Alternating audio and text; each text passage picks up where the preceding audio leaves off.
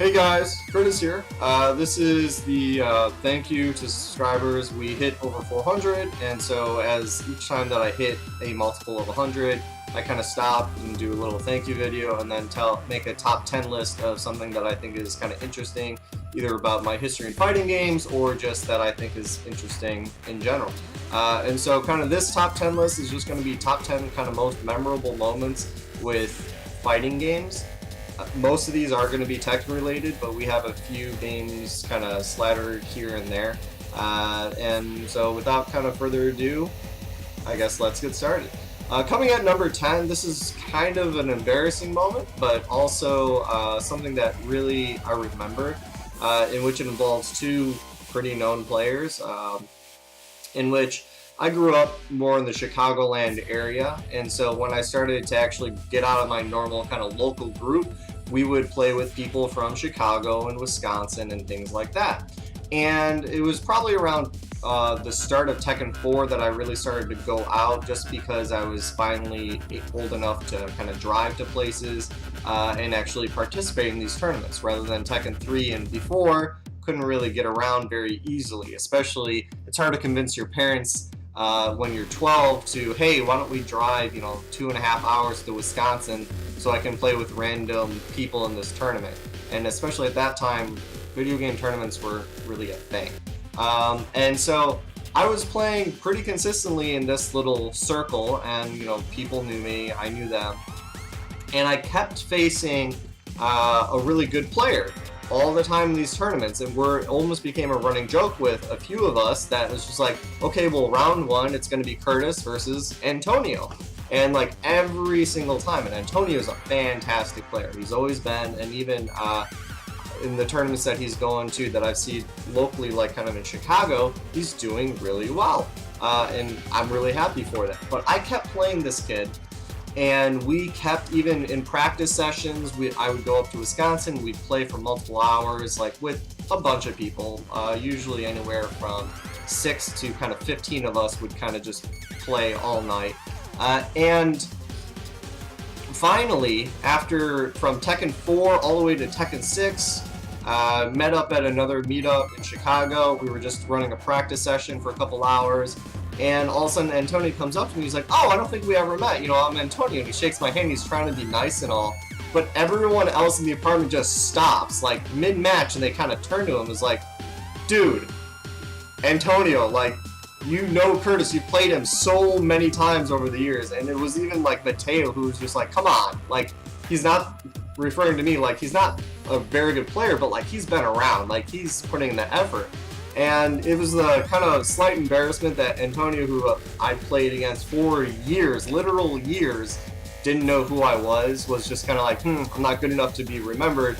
But at the same time, it was even Mateo, like, kind of stood up for me. And that's always been very memorable, I guess, not only from the, like, okay, I gotta get better type of thing, but just because I was around, like, Mateo took the time to kind of know who I was, and I don't know, it was really cool and just a memorable moment. And, like, we kind of lapped it off and then we started the play session. But, like, coming in at number 10, just Antonio forgetting who I was, even though we played with each other for years and years. Coming in at number 9, this was just when I was before that age of being able to travel out and go to these tournaments. Luckily, I was living around a lot of people that also liked fighting games. And what we did was, every single weekend, we would kind of have, before we even knew what EVO was, we would have basically a season long of fighting games to figure out who was the best fighting game player. So rather than just focusing on one game, we would switch every week. And we had our own internal rankings of, like, okay, Joe is really good at Marvel vs. Capcom 2, while Hai is super good at CVS 2, Curtis is good at, Super Turbo 2, that type of thing. And we kept playing and we kept ranking it, and we did this for, I want to say, about 2 years. So every single weekend, and, like, of course, people would miss here and there, we would just kind of meet up, we'd be riding our bikes to one of our houses, and we would just run our own tournament before that was really a thing. And that was, at that age, was the only time you could really do this. So this happened I think CVS2 like just came out, or MVC2 just came. It was right before MVC2 came out that we started this, and we ran until a little over MVC2, basically until I moved. And then obviously I lost that play cycle. But those weekly tournaments and weekly kind of competitive drive, I think really isolated who I am competitively. And yeah, we put a lot of restrictions. We actually disallowed Oki, which was, looking back on it, like as I branched out and people did Oki, it was like, hey, you're breaking rules. And so that I really struggled breaking that gap. And I know it's still something that I go back to this neutral position, but it's all because of those weekly tournaments. It was a blast to have. It didn't matter like really who won or lost. We just had fun. So number 9, weekly tournaments. Coming at number 8, this actually happened just by pure coincidence. So at the time, I was really into StarCraft 2, and a bunch of my buddies also like StarCraft 2, so we said, why don't, before, we all get real jobs, we do a road trip to Columbus, Ohio for the MLG, and watch StarCraft 2 players, because this was like one of the first times that the Koreans were coming over to US soil, if I'm not mistaken, and so we got to meet Marine King Prime. I finally got to meet Moon from Warcraft 3, who signed my original Warcraft 3 poster. I got to meet a few other good players, but those were the 2 that really stuck out in my mind. But what was just completely, that I didn't even think about it, because I was so like ingrained in StarCraft 2 at that time, was that this was one of the first, and maybe it was a second, test location for Tekken Tag 2. And so what...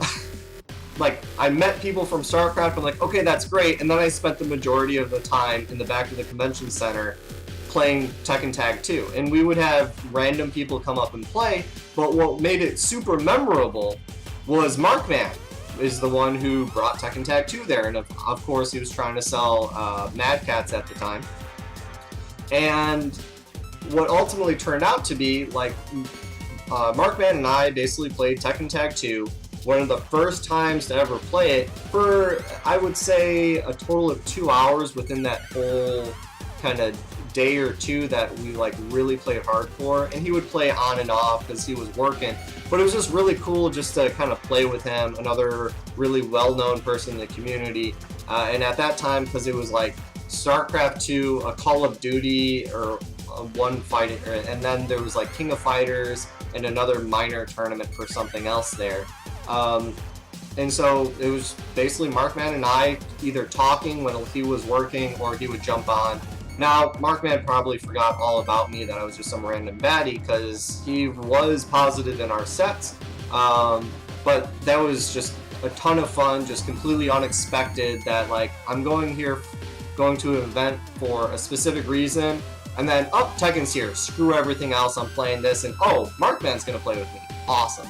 And so that was not only an awesome road trip with all of my friends, because we did a lot of fun in Ohio, but that really stood out to be a really awesome, incredible kind of fighting game moment of being able to play Markman in Tekken Tag 2 pre-release. So that comes in at number 8. Number 7, this happened at Final Round Atlanta it was like one of the last times that Tekken 6, I think, was being played. And the tournament went fine, nothing too fancy on my part. Like, I think I went 2-2 or 3-2, not the most impressive showing, but oh well. But what was cool is after the fact, mainly because I played against Mateo a bunch, we got invited to go back to his room to basically do money matches all night. And it was like, alright, sweet, I can throw some money around, and like there were some random baddies who I never met, and there was actually the person that eliminated me from the tournament was in the same hotel room, so we kind of just jokingly played and all that stuff. But what was really cool was it was Mateo, it was Core, and it was Rip all in this hotel room, and even Just Frame James was in the room. And it was just cool because for a while, not only doing money matches, is they were showing each other tech and like really doing deep analysis of the game. And it was just super awesome to like be there and just to see how these top players think about the game. Since before I started to do a little more serious, it was just like, well, I would just play, now and then, like, but I didn't really look at a certain situation and critique every single little thing. And if you watch my other videos now, I'm very critical of like, okay, if we do this in this situation, what happens? On block, it does this, on attack. And like that type of analysis really stood out in my mind with these, you know, very top players of even discovering tech. I remember Just From James was showing us some Paul tech in which he said, you know, he hasn't seen the Japanese or the Korean players even do this yet, so he didn't even think that they knew it. And so that was cool to see kind of the first way to tech and even how to go about discovering something that's never been discovered. And so kind of that comes in at number 7 in the money match room with, you know, Mateo, Core, Rip, and Just From James. And we were in that hotel room until evidently we made too much noise and neighbors called us and security kicked us out, which sucked, but oh well. Which then moves us to number 6. This is a lot more easy-hearted, like nothing too serious or whatever. But in a lot of my place-like circles that I've played in, usually I'm the person that can play against new people as kind of the trainers of how to introduce a game, or like I can do some coaching. With most games I know a little bit of knowledge of how to like branch out, and then I also play at more competitive level. Well, one of my roommates who lived with us really wanted to get into fighting games, but he didn't really know too much. And so what I would usually do is I would play a character that I'm not super familiar with to give a little advantage, and so it's a little more even, and I wouldn't do like the most broken strats. Like I may do a setup and then let a juggle fall and point out, was like, you know, you really shouldn't do that, like, because I can really take advantage of that situation, and so on and so forth. So like you play a little easier. You don't let them win, but you just go a little easier, and like once you see that they've learned kind of the next step, then you can play a little bit harder and harder, and then they can slowly grow, because you don't want to just beat up on these people and then lose complete interest. But anyway, so we were just having fun playing, yes, Super Smash Bros. Brawl. It's not a good game, but it was popular at the time, and so we were playing it, and that was our, you know, get drunk and kind of play game. And I don't know why it went through my head, but like I picked Marth, who Martha's a good character, but I wasn't really good with him yet. Like that's why I kind of picked him versus Wits, my roommate, and he picked Pokemon Trainer, and we just set up a match. And like I know Wits wasn't the greatest, and I was like, okay, like we're gonna have fun with this thing. And for some reason, as soon as that game started, I just stopped caring, and I was like, I'm gonna win. Like there was just something in my brain that was like, yep, this is what's gonna go on. I'm gonna crush him. And in the first move, he was Squirtle. He did like a spinning turtle attack. I can't remember the names or the actions anymore. But like I perfectly hit the counter for Marth, so the turtle hit Marth.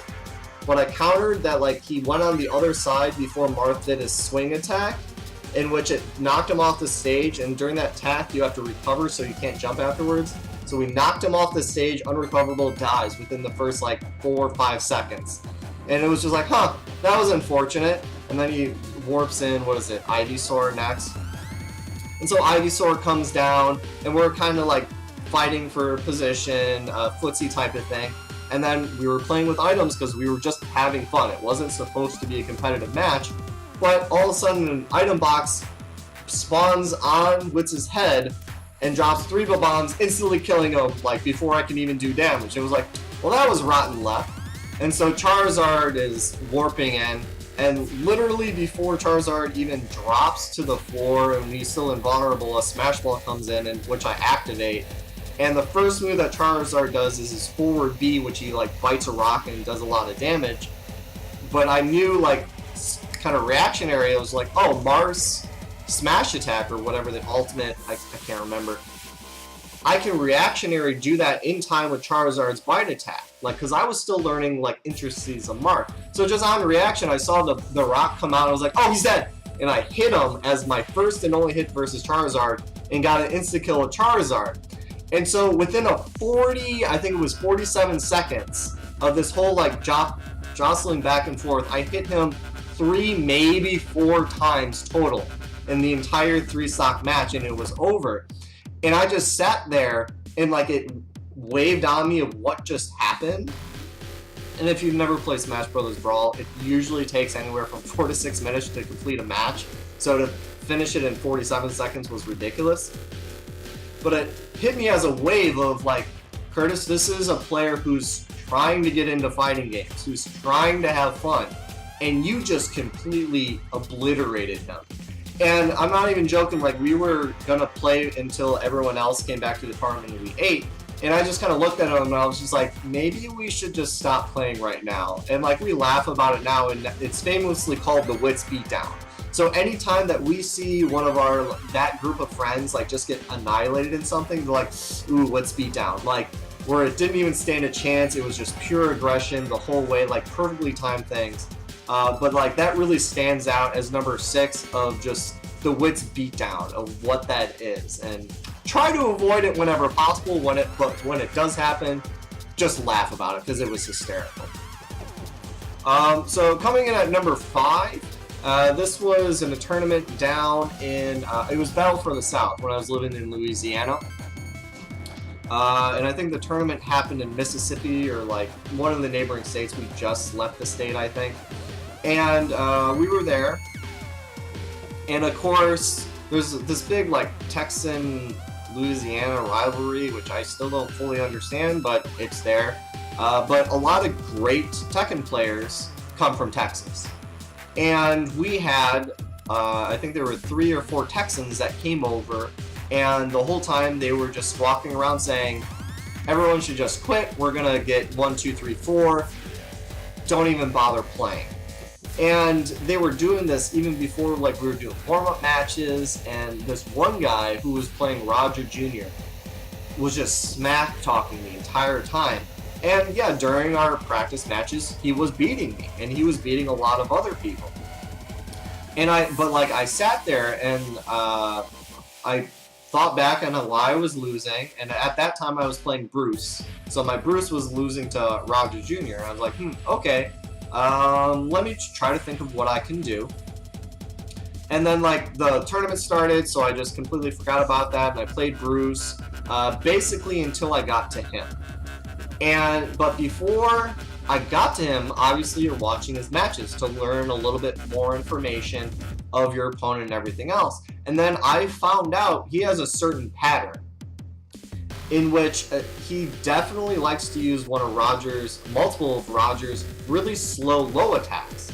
And because it's a tail property, you can't parry it, and it has really weird punishment kind of things, so like you really have to know.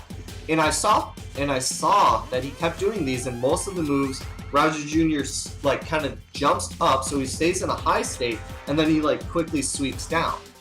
And I observed, and I was like, if I just play a jab-heavy character who has really solid poke game with his high jab game, and a really solid mid game, I'm pretty sure I can lock him and never allow him to do that move. And so when we sat down, this was going through my head, and I didn't even bother playing Bruce, even though I was playing Bruce up until that point, and I went directly to Steve because I felt confident. Like I wasn't the best Steve player. I probably couldn't do a lot of his like super maxed out combos just because I didn't study him very long. But I knew the opponent was going to do this certain technique that was super, super weak to jab game.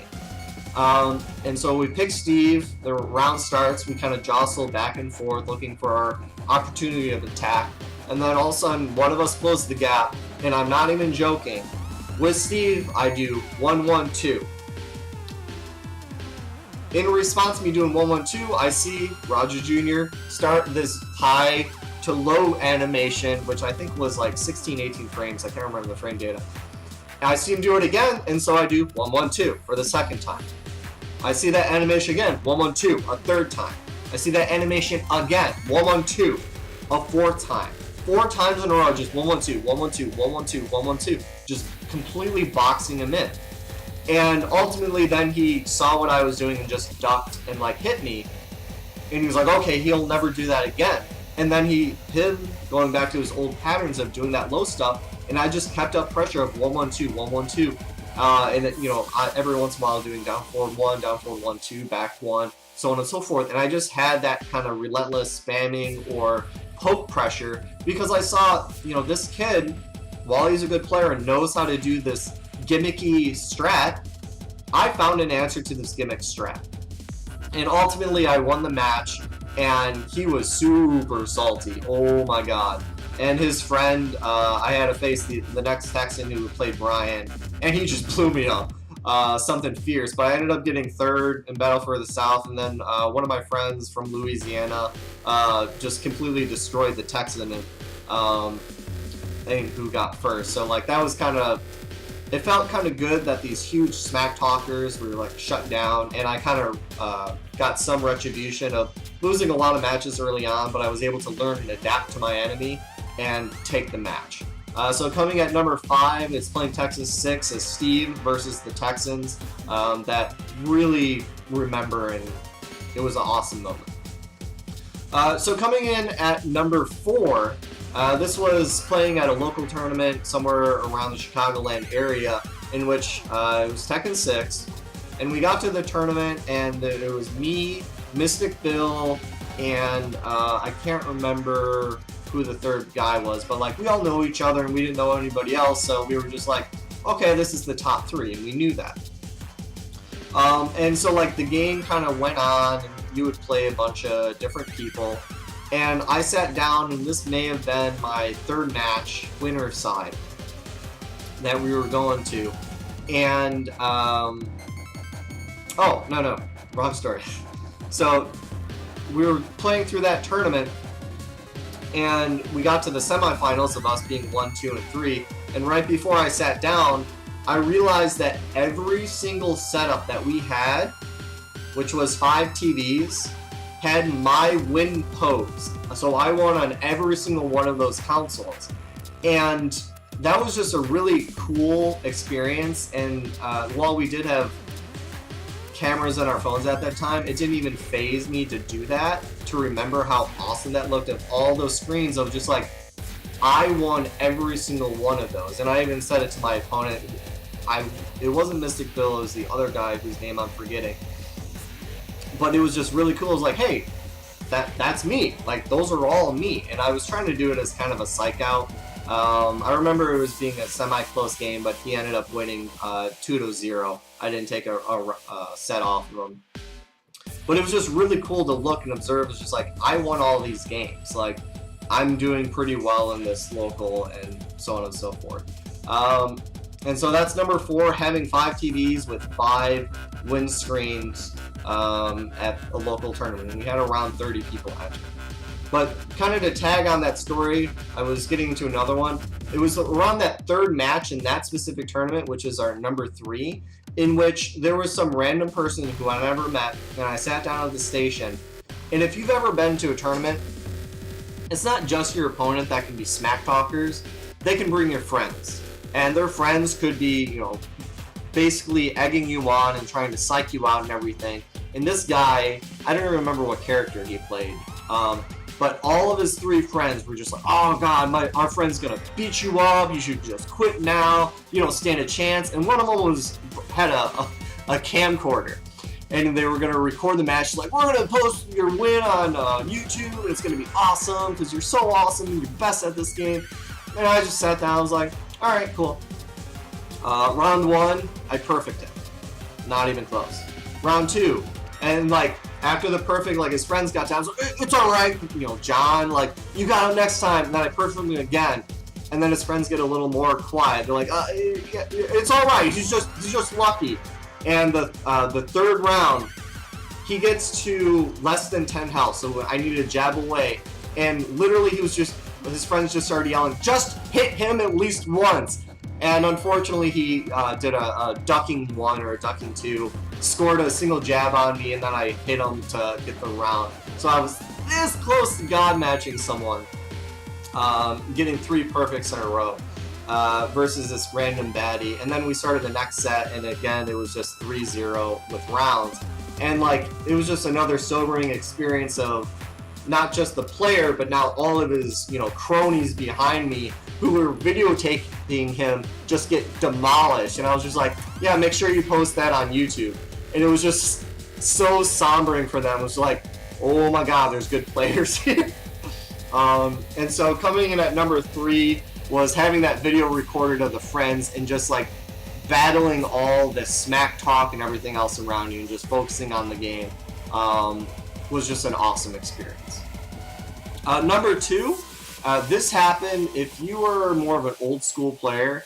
You went to the arcade to play. We didn't get fighting games on consoles for a long time, and a lot of kind of the OG players only played in arcades. If the game was on console, we probably didn't play it because we thought it was bad. And so a lot of times we would just hang out in the arcades on weekends, or like mostly on weekends. But if you've ever been to an arcade machines break down, buttons break, joysticks break, directions, malfunction and everything else. But what we would do, and I was 12 or something at the time, we would go and we would start doing proposition bets versus people. Like, we would see a small group of people hovering around a Tekken Tag cabinet, or like a Soul Calibur cabinet, or Street Fighter, something, and it was like you'd walk up and be like, hey, do you want to play this game? And they were like, oh no, we're not gonna play, like, that left side, the left punch button doesn't work, so we're not playing. It wouldn't be fair and all that stuff. And I'd be like, okay, let's play for money. Being a little shit 12-year-old who saying this to like 20-year-olds was a kind of a big deal. And luckily my brother is a lot bigger and older than me, and so I kind of pushed that a lot. That I was just like, don't beat up this little 12-year-old. But anyway, so we would do these propositions, saying like, okay, the left punch button doesn't work. Yeah, I can still beat you. And they're like, no, it's impossible. I'm like, yeah, it's possible and it's gonna happen.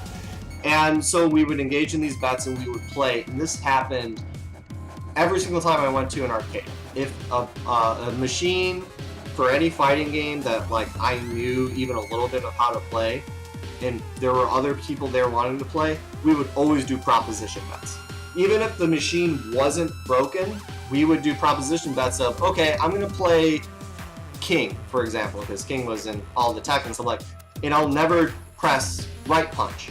Oh, you can't do grabs then, that's crazy, type of thing. I'm like, no, I'll still be fine. And you would just do these things. And I kind of have the comparison to a lot of old school skateboarders who we didn't have nice verts to kind of skate on, or nice skate parts. Like, you skated on gravel and really uneven surfaces, brick and everything else, and you just dealt with it. You learned, you adapt, like, okay, this button's broken, let me adapt, which I still laugh at every once in a while. And even though I have arcade sticks here in my controller, it's just funny to me when I'm watching a tournament and it's like not really a known player. They're like, oh, my controller, I can't do anything. We need to restart the game. Like, da da da da da. Well, like, I'm so used to arcades of just like, oh shit, I can't hold back on the joystick. I can't move that way. I can't block that way. What am I gonna do about my gameplay, which won't be affected by this? So if I can't move left, how can I stay either on the right side so I can block? It's basically putting myself in the corner so I have the rest of my buttons to actually function. And there was a lot of improvisation that I feel was in arcades, and you see that improvisation in kind of more old school gamers of like a skirmish goes on and it's like, oh, let's just figure out what happens. And I feel that was kind of a little miss, and like I really think even now that you're able to macro and like set different buttons to different areas of the controller, I think that is a very viable way to practice this game, in which you do set your left kick button to one of your shoulder buttons that you never touch. And so you have to figure out, okay, how do I use this character without that button? Especially if you are getting like super absorbed into a certain play style of like, if you're doing 4-4-2 a lot or 4-4-3 a lot, okay, I'm getting rid of 3 completely. My left kick is gone. How do I play this character? And like, you really start learning how to do improvisation combos, improvisation approach vectors, and everything else. But so coming at number 2 is just playing on busted arcade machines and still playing and even placing bets on it, which was always a lot of fun. So that was number 2. Moving on to number 1. this is my favorite story, and every single time that I see my friend who's involved with the story, we bring it up. And the one thing that we really regret about this is we don't have the save file anymore. So this again is Super Smash Bros. Brawl. Neither of us took the game seriously. We played it for fun, and we entered into a tournament at Illinois State University, where I got my undergraduate degree. And there were some people that really took the game seriously, and we didn't at all. But we entered in this tournament. It's like, we play this every once in a while, so why not? And it was during the time where the game was still so new. Not everyone knew how to do DI, circle impact, on moves. And so I played Bowser basically until I got to the semifinals, in which all I would do is get a life lead and then grab and suicide nonstop. I got to play my friend, and we were in the semifinals, so top 3, and both of us just picked Bowser, and we're just laughing the whole time, because everyone else is picking like super serious, like I'm playing Falco, I'm playing Diddy Kong, I'm doing Sheik, and all this stuff. And like, semifinals has Bowser. And it was just like, what is going on? And of course, first round, I may have won it, it doesn't matter. And like, we did the same strat. One of us would get a life lead, like a single stock, and then we would just try to suicide until it goes through. Let's say I won the first one. We both picked double Bowser again, and then he wins the second one. And we were laughing, joking, da-da-da-da-da. As soon as that third character screen came up, both of us, without talking to each other beforehand, both of us at the exact same time, deselect Bowser. I go immediately to Luigi, he goes immediately to Mario, and we both just click in, and we are just dead serious. Basically, playtime is over. And like, there were a few people in the background, they're like, that's against tournament regulations, the winner's not allowed to pick. It's like, yeah, but if both players agree at this super local tournament, we're not gonna care. And I mean, the match is the most intense match ever. Like, we are trying to do every little footsie that we found, every little like tick, run away, dodge, everything, little fireballs.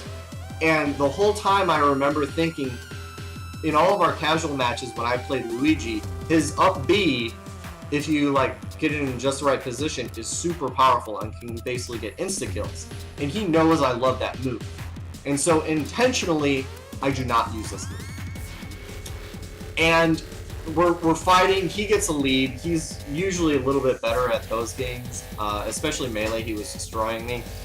And he gets a lead, and it ultimately gets down to one stock, and he probably has like around 50%, and I'm almost around 200. So I'm like barely trying to stay alive, like really playing safe and everything else. And then all of a sudden,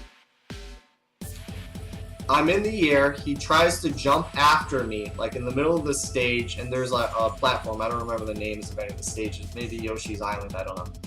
And he jumps up to come after me, and at like the exact moment where he's about to attack, I up B, so we're mid-air, he's low percentage.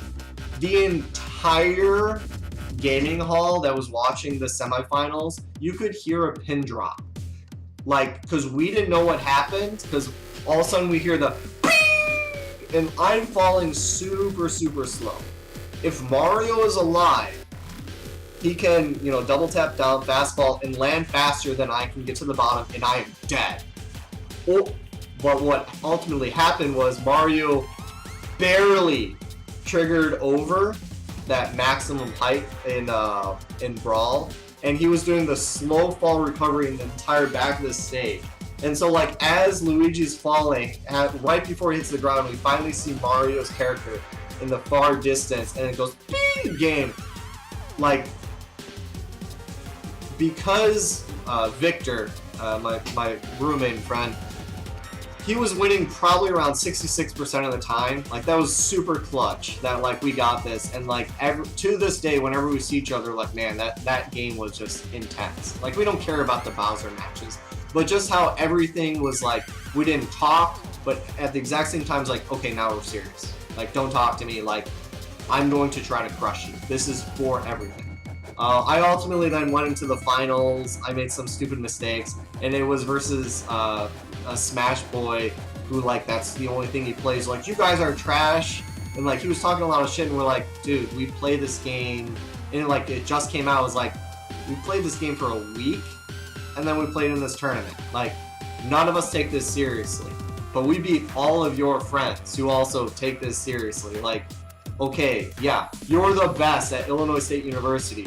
No one has heard of you. Good luck.